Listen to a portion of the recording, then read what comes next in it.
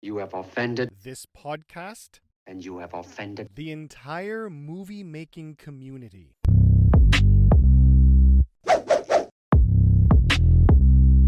Good morning. And we're live, I think. Well, All right. I can hear you. So I can hear you. Well, I got the little red button going on my end, so that means we're recording. So, Okay. episode 1, hooray. So, welcome to You Have Offended This podcast. Episode 1. I'm Mike. And my name is Chad, and I'm Mike's longtime friend. Yeah, and we thought we'd get together, and because from long time gone, we both love old, bad, good martial arts movies. We thought there was a bit of an opening here where we could go back and look at some ones that we thought were awesome and see if they were awesome, and maybe they are, and maybe they're not.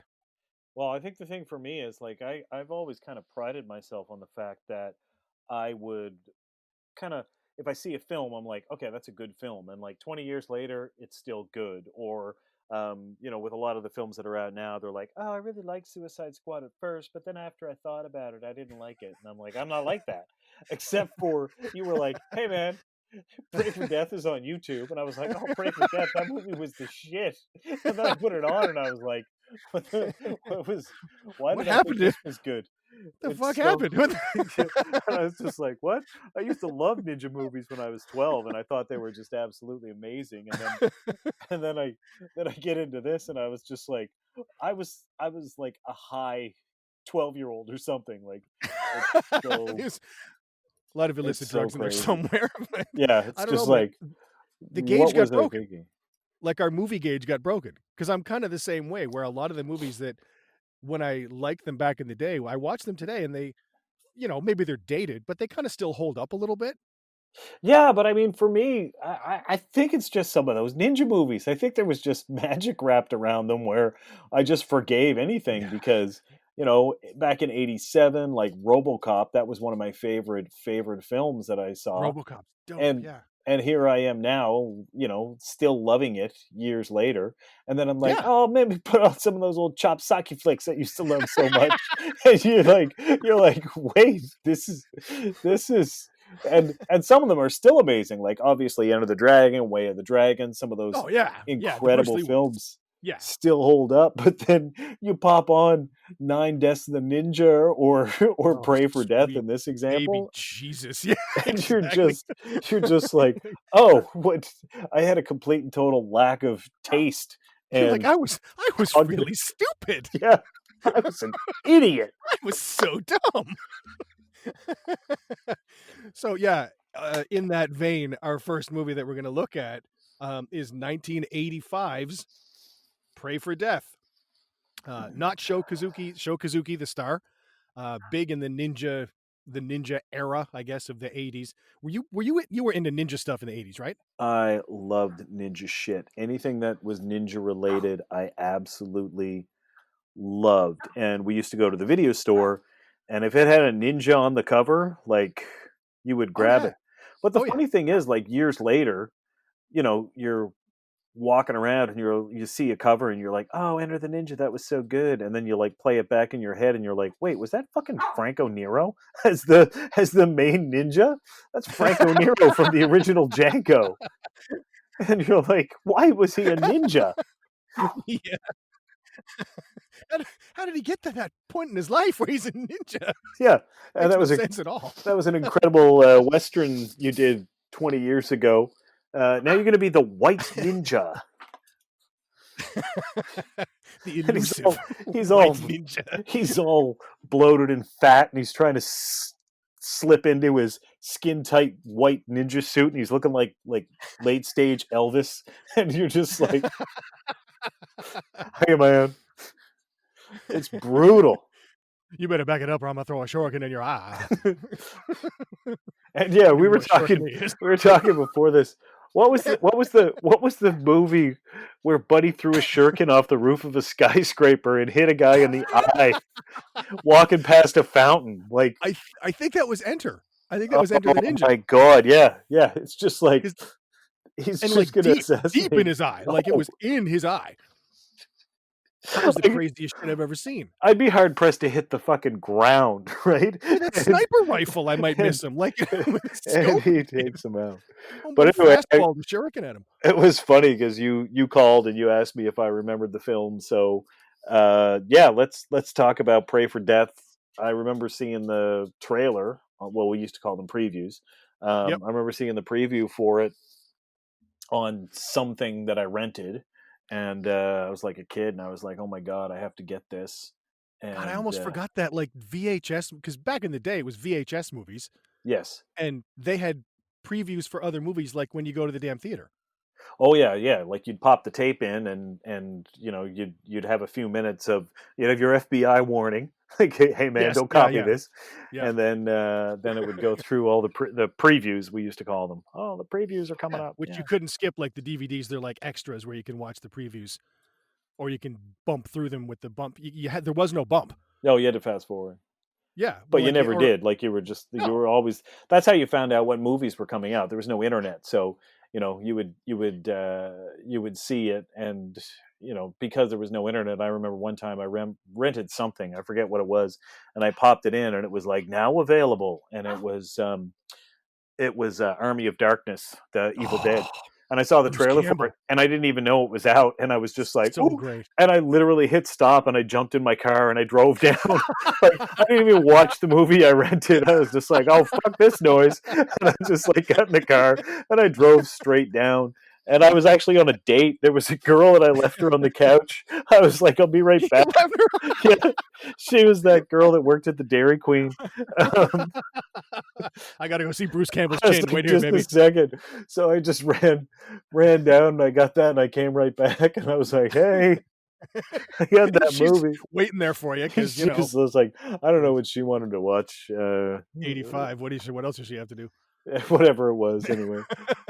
There was something. I was just like, oh fuck, I forgot something. I forgot Needless to Pop. say, that relationship Yeah. didn't work out. No, it didn't. It did not. It Oh did man. not Okay. work out. So, starting this movie. Oh my god. Like I have so many notes on this movie, dude. Like I can't even tell you.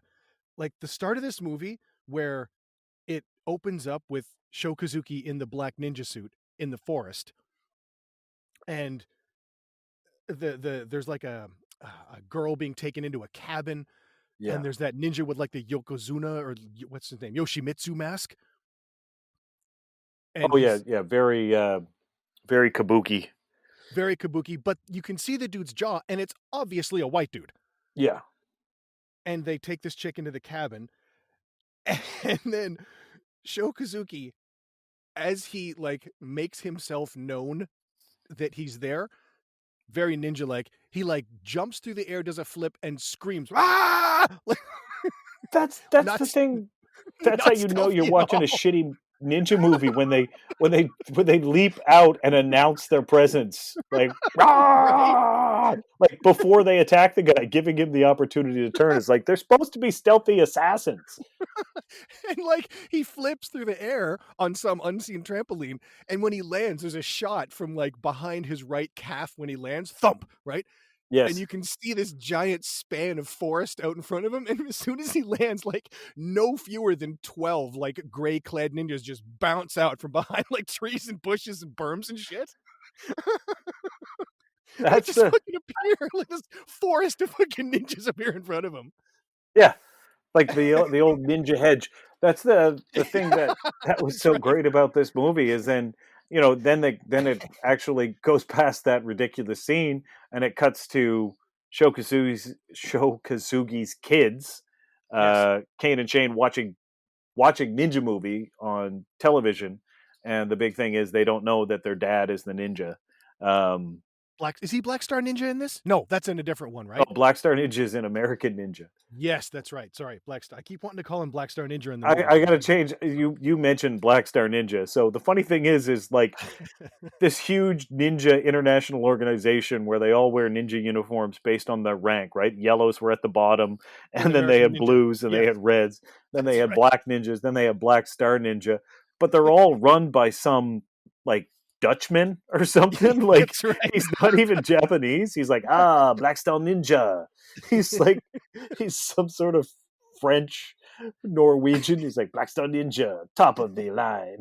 It's just like, He why is decided to this do guy? away with belts, but he just made the uniforms the color of your suckage or goodness. Yes, yeah. Oh, this man was very honored to die by I, his hand. Believe me.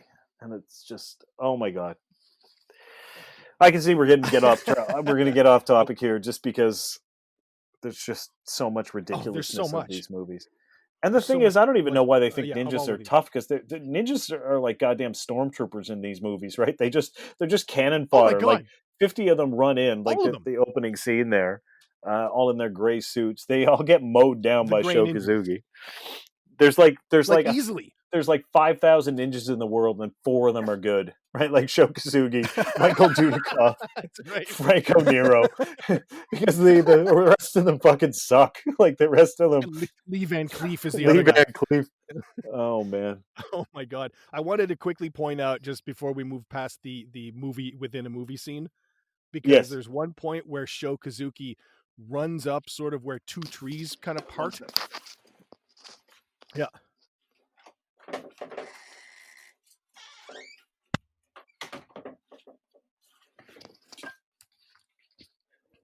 Yeah, I left you for a second. Sorry, That's okay. It's all good. my goddamn It's all good. dog. As soon as there's a closed door in the house, the dogs are like, "Hey, let's go through that 60 times." It's just My dog does the same thing. In and out and in and out. Yeah, I wanted to point out because there's one point in that movie where Sho Kosugi runs up these 2 trees that sort of form a V, Hmm. and he like runs up them, and there's a fucking high bar between the tree, Yeah. like a legit real high bar. And he swings out, does a little turnaround, comes back and kicks one of the gray ninjas in the face.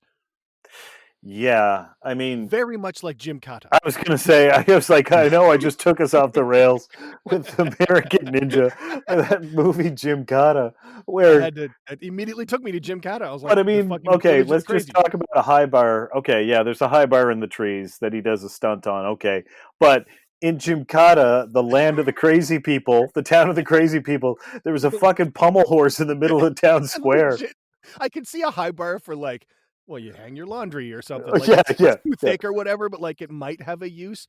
But a fucking Yeah. pommel horse in the middle of the square or whatever. I mean, this was supposed to be a town of people who were like crazy and of incredibly low IQs. They were practically zombies.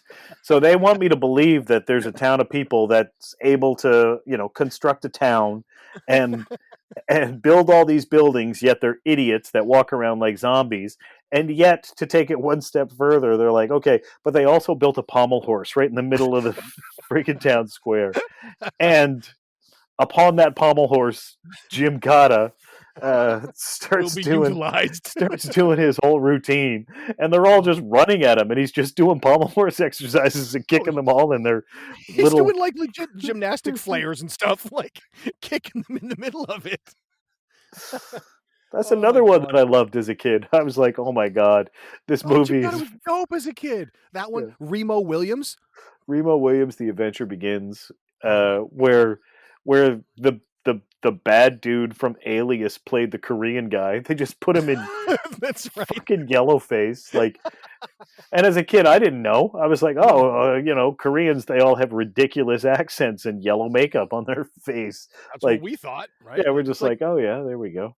People watching Mickey Rooney and Breakfast at Tiffany's being like, oh yeah, that's what Chinese people are like. That's what they look like, Mickey Rooney. What the fuck is wrong with us now? Like, we're so terrible. Holy shit. We're like, oh man, that guy was so funny. And Remo Williams, that Korean guy. No, that dude is white. He's Jewish. Like, he's a Jewish white dude, and that's the most offensive thing ever. Holy shit. Yeah. Okay, so you bumped ahead to Sho Kosugi's sons. Yeah, Shane and Kane. Who do not know that their father's an actual ninja. No. And then he goes ahead and takes them to a karate class. Yes. Where whichever I don't know which kid is which. The younger one sets up to spar against another kid in class. Now, the younger kid is a white belt, if you look. Yes. And they pull him out to spar against this, what looks to be a bully by his, the look on his face. And he's a black belt. Yes. And the bully kid beats the piss out of this kid right in front of the whole class, like smashes him. Yeah. Was Sho Kosugi there? Like, was Akira there? I think he was Watching- there. Yeah, he was there. watching Just his son get smoked. just get annihilated. Hey, and thank you for listening to this teaser episode of the podcast. Full episodes can be found at patreon.com/youhaveoffendedthispodcast. We do at least 4 episodes a month. Everyone gets 1 free. The other 3 are like this one, a teaser with the full show available with a subscription. Now there's 5 levels of subscription to choose from to suit any budget, with the lowest being just $5 per month. That's less than a rabbit harness leash thing on Amazon. I mean, what are you going to do with that? It's nice. I mean, don't get me wrong, but think about it. You can walk your rabbit safely, or you can get over 6 hours of original entertainment to make your workout or commute or life better. Plus, access to all the past seasons, each season being 21 episodes. Patrons also get to be a part of the Dojo crew. You become a producer of the show. And the best part is you don't have to do any of the hours of work it takes to create an awesome show every week. You just reap the benefits. It's awesome. So head on over to patreon.com/youhaveoffendedthispodcast and become a patron. You'll have our eternal gratitude and the satisfaction of literally being a producer of the media you find most appealing. Thank you so much. We'll see you inside the dojo.